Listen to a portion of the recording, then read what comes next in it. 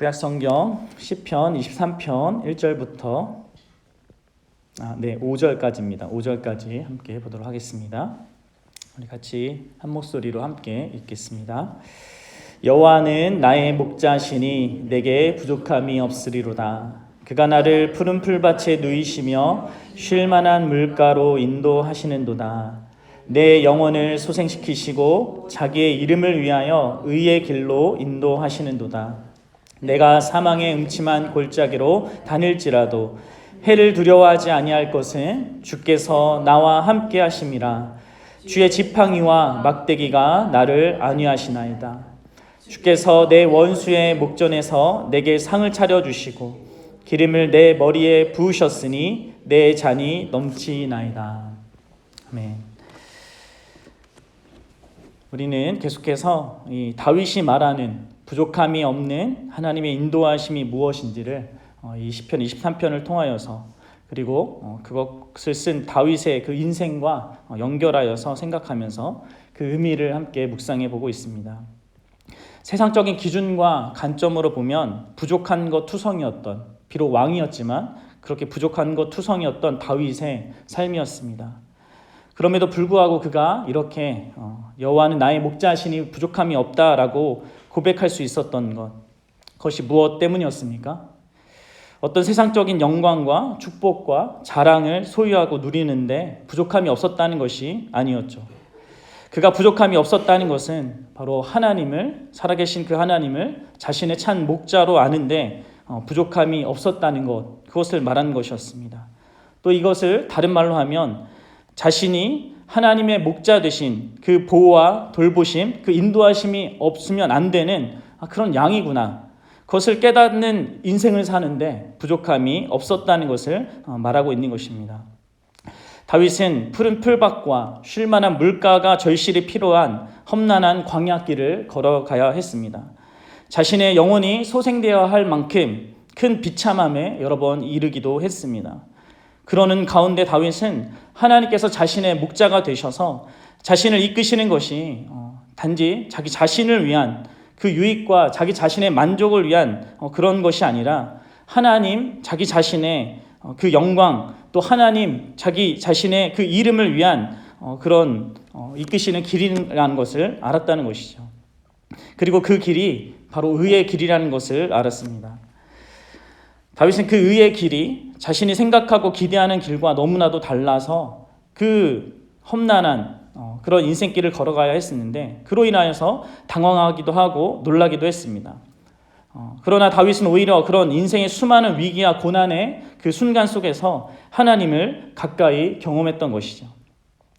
그래서 시편 23편 1절부터 3절까지 하나님을 그라고 하면서 이렇게 3인칭으로 부르다가 4절에 들어 사망의 음침한 골짜기, 즉 인생의 가장 고난의 때에 이르러 그는 하나님을 더 가까이 계신 분으로 당신이라고 2인칭으로 이렇게 불렀던 것이었습니다. 그가 사망의 음침한 골짜기에서 해를 두려워하지 않을 수 있었던 것은 바로 하나님이 그와 함께하고 있다는 것에 대한 확신 때문이었습니다.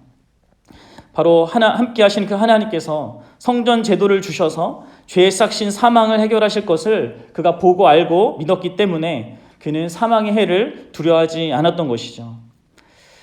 그렇다면 다윗은 하나님께서 자신과 함께하고 있다는 그 사실, 그것을 무엇으로 확인하였던 것이었습니까?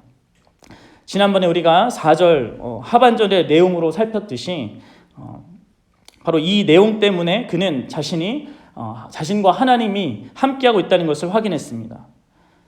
4절 하반절을 문자적으로 번역하면 당신의 막대기와 당신의 지팡이, 그것들이 나를 안위합니다 라는 그런 말입니다.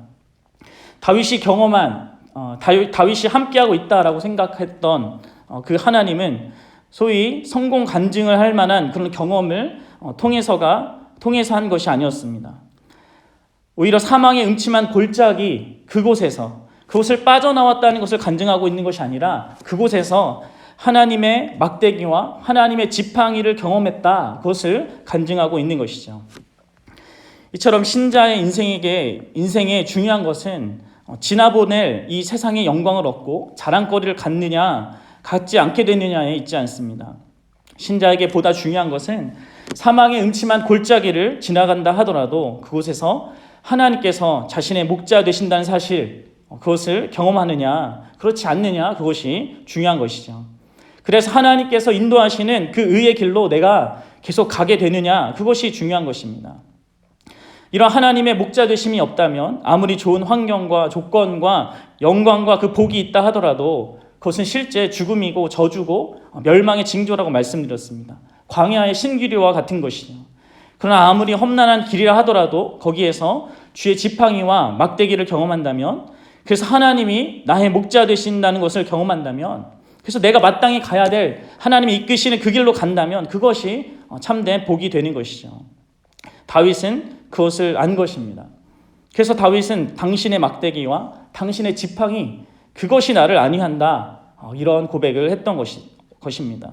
어떻습니까? 여러분들도 다윗과 같은 그런 참된 하나님 때문에 받는 그 안위를 받고 계십니까? 오늘은 이제 5절 상반절을 함께 살펴보고자 하는데, 시편 23편은 바로 이 5절에서 어떤 눈에 띄는 큰 변화를 갖습니다. 그것은 이제 상이 등장하고 기름을 머리에 붓는 그런 장면이 등장하기 때문입니다. 시의 전체적인 이미지가 목자가 양을 치는 장면에서 주인이 귀한 손님을 맞이하여서 그에게 잔치를 베푸는 그런 장면으로 바뀌는 것으로 보입니다. 우리는 이것을 어떻게 이해할 수 있습니까? 쉽게 생각해 볼 수 있습니다. 앞서서 말씀드린 적이 있었던 것 같은데, 이 시는 전체적으로 하나님의 왕되심에 대한 비유를 지금 우리에게 보여주고 있는 것입니다. 그러니까 왕을 선한 목자로 비유하고 있는 것이고, 또 이제 5절부터 이 하나님의 왕되심을 너그럽고 자애로운 그 잔치집 주인으로 비유하는 것으로 이해할 수 있습니다. 그런데 우리는 또 여기에서 하나님의 인도하심의 또 다른 측면, 또 어떤 점에서 좀 우리를 당혹스럽게 하는 그 측면을 확인하게 되는 것이죠. 그것이 무엇입니까? 5절 4절에서 사망의 음침한 골짜기를 지난 것으로도 모자라서 여전히 시인은 어려움에 처해 있다는 것이죠. 이번에는 어떤 어려움입니까? 바로 원수를 만나는 것이죠. 광야길을 걸으면서 원수를 만나고 경험하는 것, 그것이 시인이 경험했던 삶이었습니다. 다윗의 인생을 한번 잘 생각해 보십시오. 참으로 오랫동안 다윗은 다양한 적들의 그런 공격과 모욕으로 괴로워하였습니다. 그리고 다윗은 그들을 이길 힘이 거의 없었습니다. 오직 그가 할 수 있었던 것은 하나님을 신뢰하여 그분께 부르짖는 것, 그 정도뿐이었죠. 그는 다른 시편에서 이렇게 얘기합니다. 여호와여, 어느 때까지이나이까? 나를 영원히 잊으시나이까? 주의 얼굴을 나에게서 어느 때까지 숨기시겠나이까? 나의 영혼이 번민하고 종일토록 마음에 근심하기를 어느 때까지 하오며 내 원수가 나를 치며 자랑하기를 어느 때까지 하리이까? 이런 상황들을 다윗은 수도 없이 경험했습니다. 세상 사람들이 보던, 다윗 자신이 느끼던, 다윗은 실제적으로 하나님께서 자신을 잊으신 것이 분명하다고 느낄 만한 그런 어려움을, 그런 원수의 공격을 자주 경험했습니다. 하나님께서는 다윗의 원수로 하여금 다윗을 이겼다고 자랑할 만한 그런 승리를 주시는 때도 허용하셨습니다. 이것은 비단 다윗 개인의 경험일 뿐만이 아니라 가인이 아벨을 핍박한 이래로 수많은 또 모든 믿음의 백성들이 경험하는 그런 실제인 것이죠. 이스라엘 역사적으로도 아수르에 의해서 북이스라엘이 멸망하기도 했고 바벨론에 의해서 남유다가 망하기도 했습니다. 오늘날을 사는 우리 신자의 삶에도 물론 이런 경험은 얼마든지 있을 수 있는 것이죠. 여러분들은 어떤 자리에, 상황에 있습니까? 사실 우리는 이렇게 우리가 원수로 인한 고난, 그것을 허락하시는 하나님의 그 뜻을 다 헤아릴 수는 없습니다. 그러나 분명히 그런 일들이 우리 안에 있다는 것이고, 그것으로 인해서 우리가 고난스러운 그 과정들을 분명히 지나가게 된다는 것이죠. 그럼에도 불구하고 우리가 다 이해할 수는 없지만 우리에게 분명한, 그리고 다윗에게 있었던 한 가지 소망, 그것이 있는 것이죠. 그것은 그 고난스러운 인생의 여정 끝에 마침내 우리가 왕의 처소에 이르게 되면 우리는 만왕의 왕이신 그분께서 참으로 온전한 공의를 시행하신다는 사실입니다. 그곳에서 하나님께서는 자신의 양들을 인정하실 것입니다. 자신께서 참으로 사랑하시고 기뻐하시는 자라는 것을 그 자리에서 밝히 드러내시는 것이죠.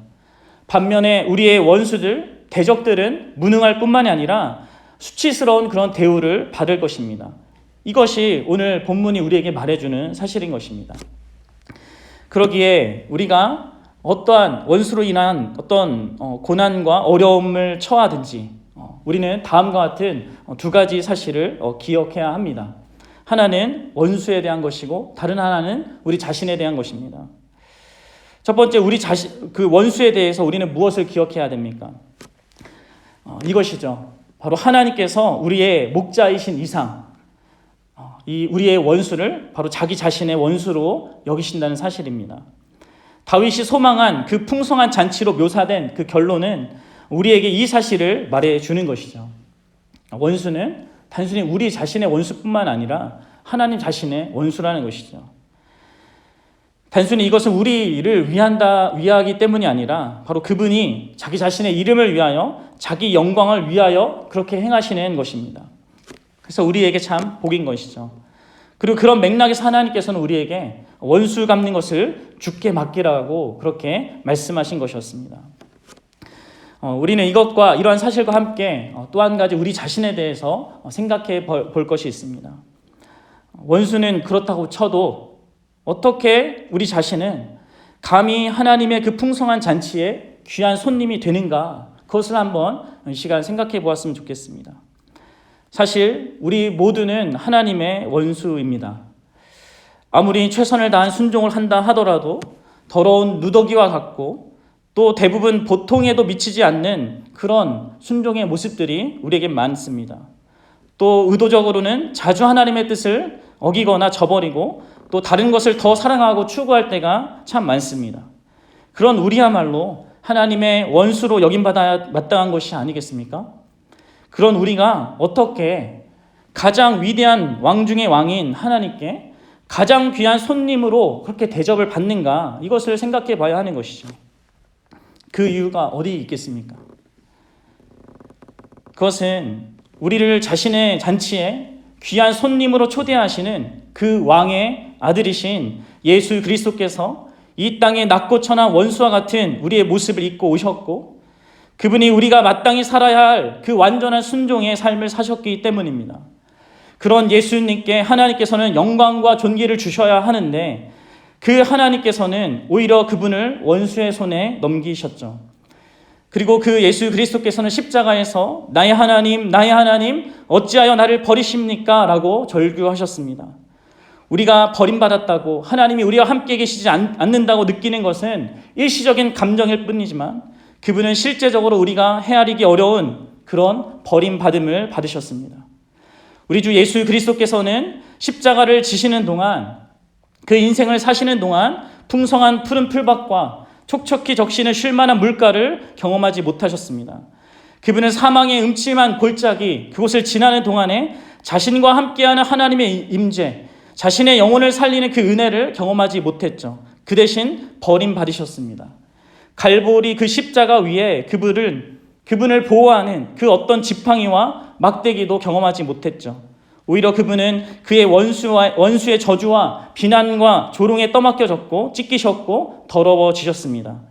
여호와의 집에 영원토록 거하는 것이 마땅하신 그분께서 그 대신에 십자가에서 홀로 어두운 곳에 내버려 던져지신 것이죠. 바로 그분의 버림받음 때문에 본래 원수였던 우리와 같은 자들에게 소망이 생긴 것입니다. 그리고 바로 그 이유 때문에 우리는 다윗보다 더 확실한 어조로 이렇게 말할 수 있는 것이죠. 여호와는 나의 목자시니 내게 부족함이 없다. 내가 해를 두려워하지 않습니다. 우리의 목자 되신 예수 그리스도께서는 자신의 생명을 우리를 위해 버리셨습니다. 그리고 그분은 또한 죽은 자들 가운데서 3일 만에 부활하셨습니다. 그렇게 함으로 우리의 마지막이자 또 가장 강력한 적인 원수인 죽음 그 자체를 수치스럽게 만드신 것이죠.